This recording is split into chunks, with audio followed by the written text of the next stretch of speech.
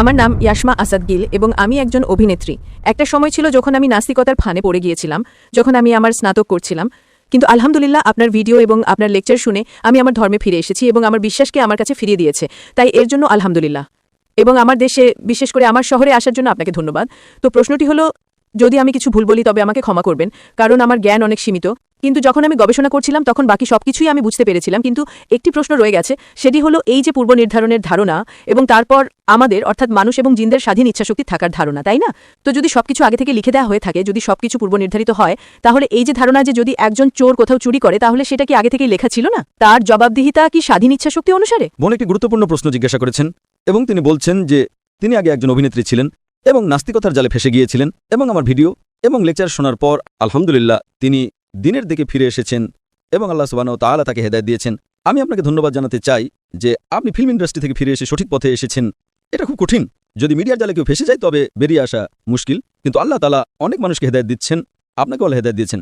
তার মূল প্রশ্ন হলো তাকদীর সম্পর্কে, নিয়তি এবং স্বাধীন ইচ্ছা শক্তি নিয়ে, যে যদি আল্লাহ সুবহানাহু ওয়া তাআলা আমার তকদিরে লিখে দেন যে আমি মদ পান করব আর আমি মদ পান করি, তাহলে দায়ী কে? আল্লাহ? নাউজুবিল্লাহ। এই প্রশ্নটি খুব সাধারণ, কিন্তু প্রায়শই মুসলমানরা জিজ্ঞাসা করতে ভয় পায়। কেউ ফতোয়া না দিয়ে দেয় যে আমি কাফির হয়ে গেছি। আল্লাহ সুবহানাহু ওয়া তাআলা কোরআন মাজিদে মানুষকে প্রশ্নোত্তরের জন্য উৎসাহিত করেন। তাই কোরআন মাজিদে আপনি পড়বেন ৩২২ বা ৩২৩ বার বলা হয়েছে কুল, কলু, এবং ৩২৩ বার আল্লাহ বলেন কুল, তাদের বলো। অর্থাৎ কোরআন মাজিদে একটি প্রশ্নোত্তরের বই। ৩২২ বার জিজ্ঞাসা করা হয়েছে এটা কি প্রশ্ন, আল্লাহ বলেন কুল, বলো। তারা জিজ্ঞাসা করলো আল্লাহকে, কুল হু আল্লাহু আহাদ। তো এই কুল প্রশ্ন করা কোনো খারাপ জিনিস নয়, কিন্তু এই প্রশ্নটা খুব সাধারণ যে আমরা তাকদিরে বিশ্বাস করি, এটা আমাদের ঈমান। তাহলে আল্লাহ তাআলা যদি তাকদিরে লিখে দেন যে আমি মদ পান করব আর আমি মদ পান করি, তাহলে দায়ী কে? আল্লাহ? নাউজুবিল্লাহ। এর উত্তর হলো আমাদের বুঝতে হবে তাকদিরের মানে কি। এই প্রশ্ন যখন আমি দাওয়াতের ময়দানে প্রায় ৩৫ বছর আগে শুরু করেছিলাম, তখন এই প্রশ্ন আমাকে খুব চিন্তিত রাখতো। কেউ আমাকে জিজ্ঞাসা করেনি। এটা আল্লাহর রহমত। আল্লাহর রহমত যে উত্তর পাওয়ার পরেই মানুষ জিজ্ঞাসা করে। তো প্রথম কয়েক বছর অনেক গবেষণা করেছি, কিন্তু কোনো কিতাবে উত্তর পাইনি। উত্তর পেলাম, তারপর আমি আমাদের জিজ্ঞাসা করলাম এটা কি সঠিক। তারা বললেন মাশাআল্লাহ, ভালো উত্তর। এখন আমি আপনাদের সামনে পেশ করছি। আমি উদাহরণ দিই যে যদি একজন শিক্ষক ক্লাসরুমে ১০০ জন ছাত্রকে পড়ান, ১ বছর পড়ানোর পর পরীক্ষার আগে শিক্ষক বলেন এই ছাত্রটি পরীক্ষায় প্রথম হবে, এই ছাত্রটি দ্বিতীয় হবে আর এই ছাত্রটি ফেল করবে। ক্ষমা করবেন, আপনাকে উদাহরণ দিচ্ছি শুধু আপনার জন্য। আর পরীক্ষার পর এটাই সঠিক প্রমাণিত হয়, এই ছাত্র ফার্স্ট ক্লাস, এই ছাত্র সেকেন্ড ক্লাস, এই ছাত্র ফেল করে। আমার প্রশ্ন হলো, যে ছাত্রটি ফেল করলো সে কি বলতে পারে যে শিক্ষক ভবিষ্যৎবাণী করেছিলেন বলেই, যেহেতু শিক্ষক ভবিষ্যৎবাণী করেছিলেন যে আমি ফেল করব তাই আমি ফেল করেছি, সে কি এটা বলতে পারে? হ্যাঁ কি না? না। শিক্ষক দেখতেন যে এই ছাত্রটি মেধাবী, ঠিকমতো হোমওয়ার্ক করে, বুদ্ধিমান, এই ছাত্রটি মাঝারি, আর এই ছাত্রটি ক্লাস ফাঁকি দিত, ক্লাসে আসতো না, সিনেমা দেখত। তো শিক্ষক দেখেই ভবিষ্যৎবাণী করেছিলেন, আর শিক্ষক প্রায়শই সঠিক হন। কিন্তু তিনি মানুষ, ভুলও হতে পারে। ঠিক একইভাবে আল্লাহ সুবহানাহু ওয়া তাআলা একজন মানুষ নন। আল্লাহর কাছে অদৃশ্যের জ্ঞান আছে। আল্লাহ আগে থেকেই জানেন আপনি কোন সিদ্ধান্ত নিতে চলেছেন। উদাহরণস্বরূপ, এক ব্যক্তি একটা চৌরাস্তায় আসে, সে ৪টে রাস্তার মধ্যে একটা বেছে নিতে পারে। রাস্তা নাম্বার ১, রাস্তা নাম্বার ২, রাস্তা নাম্বার ৩, রাস্তা নাম্বার ৪। সে বেছে নেয় রাস্তা নাম্বার ২। পছন্দটা কার? মানুষের, হ্যাঁ কি না? কিন্তু আল্লাহ সুবহানাহু ওয়া তাআলার কাছে ইলমে গায়েব আছে যে ৫ই অক্টোবর রাত ১টার সময়, রাত ১টা ১৫ মিনিটে এই চৌরাস্তায় সে আসবে, তার কাছে ৪টে পছন্দ থাকবে, রাস্তা নাম্বার ১, ২, ৩, ৪। আল্লাহ জানেন সে রাস্তা নাম্বার ২ বেছে নেবে, তো আল্লাহ তাকদীরে লিখে দেন আগে থেকেই যে এই মানুষটা ৫ই অক্টোবর রাত ১টা ১৫ মিনিটে রাস্তা নাম্বার ২ বেছে নেবে। তো রাস্তা নাম্বার ২ কে বেছে নিব, আল্লাহ নাকি সেই মানুষটা? মানুষটা বেছে নিচ্ছে। তাহলে দায়ী কে? আল্লাহ না মানুষ? মানুষ। সে এগিয়ে যায়, আরও ৩টে রাস্তা আসে, রাস্তা এ, রাস্তা বি, রাস্তা সি। সে রাস্তা এ বেছে নেয়। আল্লাহ জানেন সে রাস্তা এ বেছে নেবে, তিনি লিখে দেন। দায়ী কে? মানুষ। আল্লাহর কাছে ইলমে গায়েব আছে এবং আল্লাহ সুবহানাহু ওয়া তাআলা কখনোই ভুল করেন না। আপনাকে পছন্দ দিয়েছেন, আপনি চুরি করে জীবন কাটাতে পারেন অথবা সততার সাথে, আপনি সততার সাথে কাটান। আল্লাহ তাআলা লিখে দেন যে এই মানুষটা সততার সাথে জীবন কাটাবে, তাহলে দায়ী কে? মানুষ। একটা হাদিসে আসে যে দোয়া তকদিরকে বদলাতে পারে, এটা সঠিক। উদাহরণস্বরূপ, আপনি পরীক্ষায় বসেন, আপনার পরীক্ষা খুব খারাপ হয়, আপনি জানেন ফেল করতে চলেছেন, আপনি বাড়িতে এসে দোয়া করেন হে আল্লাহ আমাকে পাশ করিয়ে দাও। আল্লাহ সুবহানাহু ওয়া তাআলা আগে থেকেই জানেন যে আপনি এই তারিখে পরীক্ষায় বসতে চলেছেন আর আপনি ফেল করবেন। আল্লাহ এটাও জানেন যে আপনি বাড়িতে এসে দোয়া করবেন, হ্যাঁ কি না? আল্লাহ এটাও জানেন যে আল্লাহ দোয়া কবুল করবেন কিনা। আল্লাহ দোয়া কবুল করে নেন। তো তকদিরে লেখা থাকে যে এই মেয়েটি পরীক্ষায় যায়, ফেল করতে চলেছিল, বাড়িতে এসে দোয়া করে, আল্লাহ দোয়া কবুল করে নেন এবং তাকে পাশ করিয়ে দেন। তো আমরা জানি না কি হতে চলেছে, তাই দোয়া করা ভালো জিনিস। তাই আল্লামা ইকবাল বলেন, खुदी को कर इतना बुलंद कि हद तकदीर के पहले खुदा बंदे से खुद पूछे तेरी रजा क्या है। सुभान अल्लाह।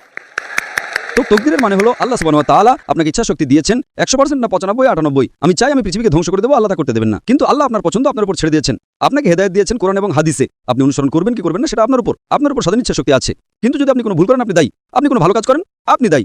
তো এই জন্যই তকদির সম্পর্কে আল্লাহর ইলমে গায়েব আছে। তো যে কোনো ভুল কাজ আপনি করেন আল্লাহ আপনাকে দিয়ে করান না। এটা যদি আপনি বুঝে নেন তাহলে ইনশাআল্লাহ আপনি কোরআন মাজিদের শিক্ষায় আমল করবেন এবং ইনশাআল্লাহ আপনি জান্নাতে যাবেন। আশা করি উত্তরটা পেয়েছেন। আপনাকে অসংখ্য ধন্যবাদ।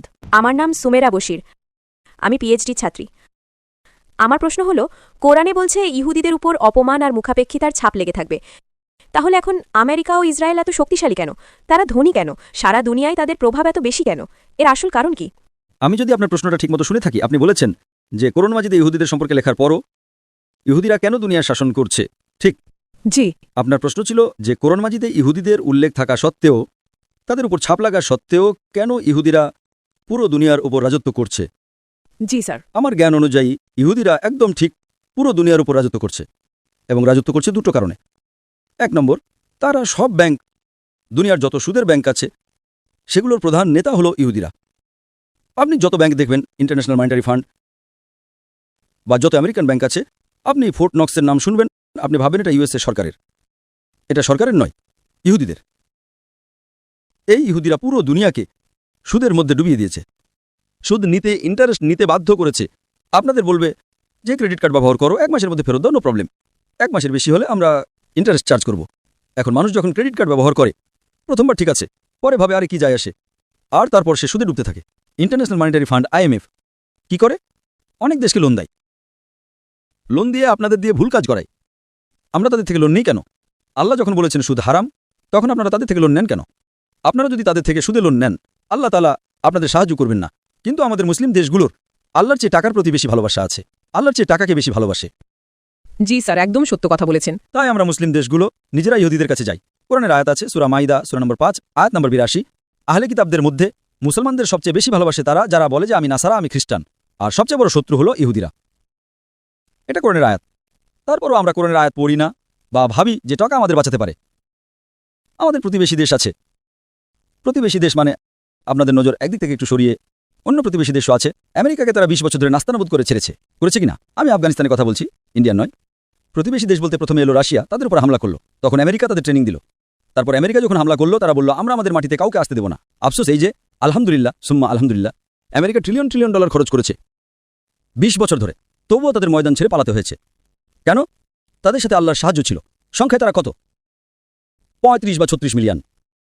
অনেক দেশ আছে যাদের সংখ্যায় চেয়েও বেশি, আছে কিনা? আছে কিনা? হ্যাঁ, একদম। গত বছর দুনিয়াতে যত কারেন্সি ছিল, সবচেয়ে সেরা কারেন্সি ছিল আফগানিস্তানের। কেন? কারণ তারা ডলারের লেনদেনই করে না, তাদের IMF থেকে কিছু চায় না।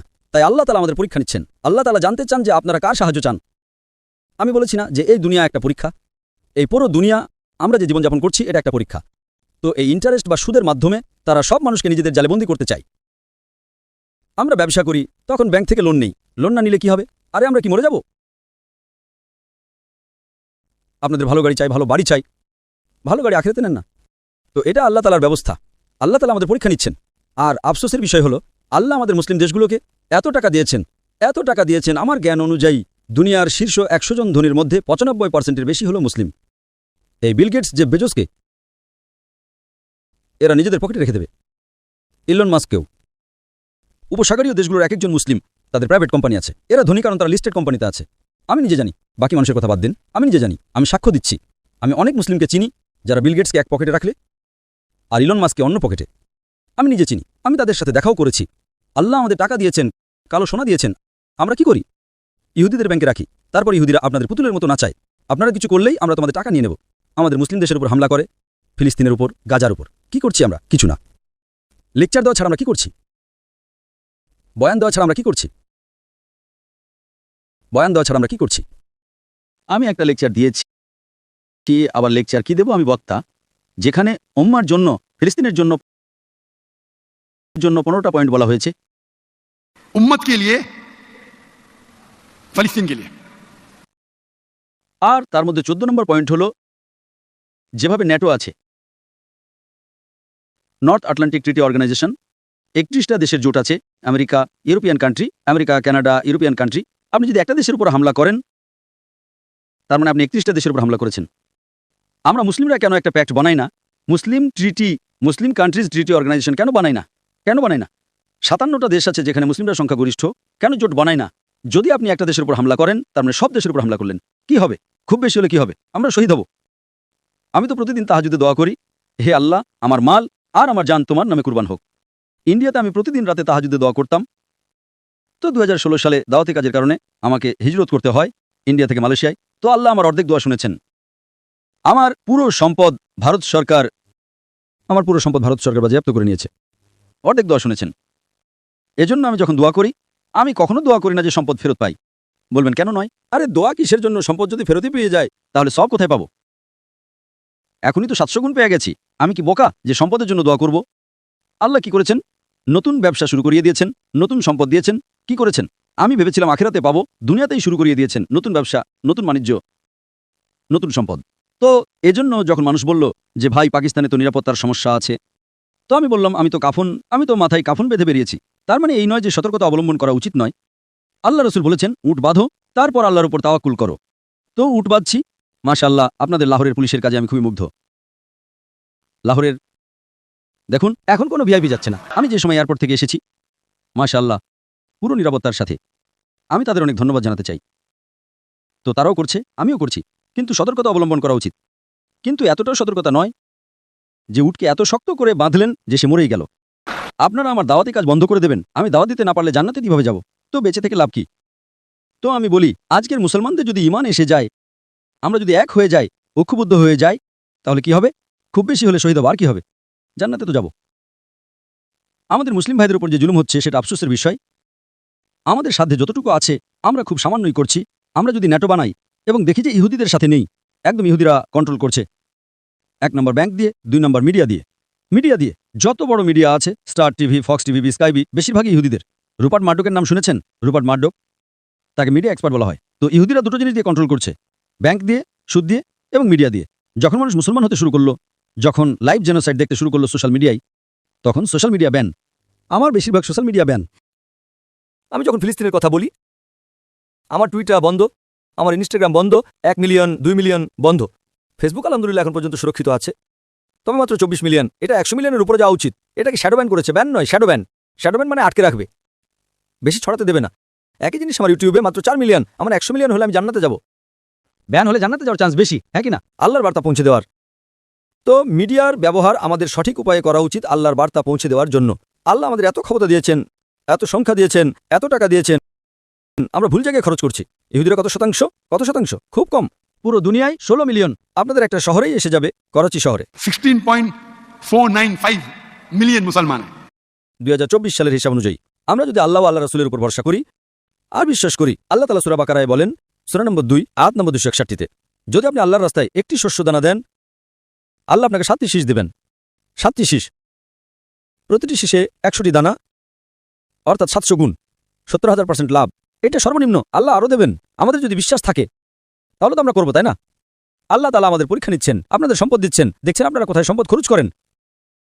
আমি সবসময় বলি, আল্লাহকে আপনাদের ব্যবসায়, আপনাদের বাণিজ্যে পার্টনার বানান। ব্যবসায় কখনো কমতি আসবে না। আমি আল্লাহকে পার্টনার বানিয়েছি, পুরোটা চলে গেছে, আবার নতুন করে দিচ্ছেন, কি সমস্যা তো নেই। আমি মাসে শুধু 2 বা 3 দিন দিই আমার ব্যবসার জন্য। কতদিন? 2 বা 3 দিন। মাসে কোটি কোটি টাকা আয় করি, কোটি কোটি টাকা দরকারই নেই। আমার আর আমার স্ত্রীর থাকার জন্য দরকার $500। $500 মানে 1.5 লাখ রুপি, অনেক হয়ে গেল। প্রতি মাসে কোটি কোটি টাকা দিচ্ছেন। আপনারা আল্লাহর সাথে আল্লাহকে আপনাদের বিজনেস পার্টনার বানান। আল্লাহ তাআলা বলেন, কে আছে যে আল্লাহকে লোন দেবে, ঋণ দেবে, এবং আল্লাহ সেটা বহুগুণ বাড়িয়ে দেবেন। তো এই হলো অবস্থাপন। এর কারণ হলো আমরা মুসলিমরা কোরআন ও হাদিসের ওপর আমল করছি না। আমরা যদি কোরআন মাজিদের ওপর আমল করি, আজ আমি যে বয়ান দিয়েছি তার উপর আমল করি এবং আল্লাহর উপর ভরসা করি। আপনারা কেন ইহুদিদের উপর ভরসা করেন? কেন ইন্টারন্যাশনাল মনিটারি ফান্ডের উপর ভরসা করেন? কেন? আপনাদের কাছে তো উদাহরণ আছে কিনা? लेकिन आखिरत में तो ऊपर है ना, हाँ कि नहीं? তো আমরা যদি কোরআনের উপর আমল করি তাহলে ইনশাআল্লাহ কেউ আমাদের অপমানিত করতে পারবে না, কেউ আমাদের হারাতে পারবে না, কেউ আমাদের পরাজিত করতে পারবে না। আর ইনশাআল্লাহ এমন সময় আসবে, কোরআন মাজিদে 3 জায়গায় আল্লাহ তাআলার ওয়াদা আছে। সূরা তাওবা সূরা নম্বর 9 আয়াত নম্বর 33, সূরা ফাতাহ সূরা নম্বর 48 আয়াত নম্বর 28 এবং সূরা সাফ সূরা নম্বর 61 আয়াত নম্বর 9। هو الذي أرسل رسوله بالهدى والدين الحق ليظهره على الدين كله। আল্লাহ তার শেষ নবী মুহাম্মদ সাল্লাল্লাহু আলাইহি ওয়াসাল্লামকে হেদায়েতের সত্য দিন সহ পাঠিয়েছেন, যাতে তার সমস্ত দিনের উপর বিজয়ী হয়, সবকিছুর উপর বিজয়ী হবে। আর 2 জায়গায় আল্লাহ তাআলা বলেন, وكفى بالله شهيدا। এক জায়গায় যে আল্লাহর সাক্ষ্য যথেষ্ট, আর 2 জায়গায় আল্লাহ বলেন, ولو قال المشركون। মুশরিকরা যতই অপছন্দ করুক না কেন, তবুই দিন বিজয়ী হবে। আর হাদিসে আছে যে আখিরাতের আগে আমরা মুসলিমরা পুরো দুনিয়ায় রাজত্ব করব ইনশাআল্লাহ 7 বছরের জন্য। 7 বছরের জন্য। আমরা দেখতে চাই, যখন আল্লাহ ওয়াদা করেছেন, তখন আপনারা কেন কোরআন থেকে দূরে সরে যাচ্ছেন? কেন আপনারা কোরআন থেকে দূরে সরে যাচ্ছেন? এখন এটা কবে হবে জানা নেই, 10 বছর পর, 100 বছর পর, 1000 বছর পর, কিন্তু আল্লাহর ওয়াদা অবশ্যই পূরণ হবে। আমরা ইনশাল্লাহ পুরো দুনিয়ায় শান্তির সাথে রাজত্ব করব। সেজন্যই কোরআন বিশ্বজনীন প্রয়োজন, আর আমাদের কোরআনের উপর আমল করা উচিত। দুনিয়াতে আপনার যতই মনে হোক ক্ষতি হচ্ছে, আল্লাহ তাআলা বলেন, যারা দুনিয়া চাইবে আল্লাহ দুনিয়া দেবেন, আখেরাত দেবেন না। আর যারা আখেরাত চাইবে আল্লাহ তাআলা বলেন, আল্লাহ আপনাদের আখেরাতও দেবেন এবং দুনিয়াও দেবেন। আশা করি উত্তর পেয়েছেন।